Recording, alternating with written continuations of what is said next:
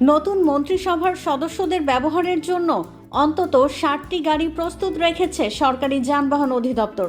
মন্ত্রিপরিষদ বিভাগের নির্দেশে আগাম এই প্রস্তুতি নেওয়া হয়েছে।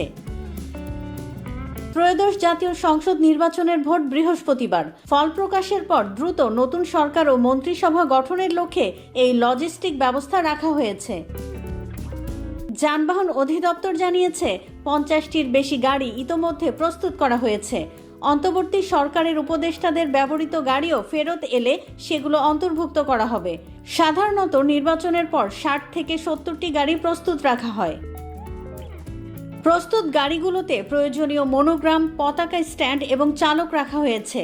শপথের সম্ভাব্য তারিখ ১৭ বা ১৮ ফেব্রুয়ারি ধরা হলেও ফলাফল অনুযায়ী তা পরিবর্তন হতে পারে। শপথের দিন এসব গাড়িতে করেই নতুন মন্ত্রীরা বঙ্গভবনে যাবেন।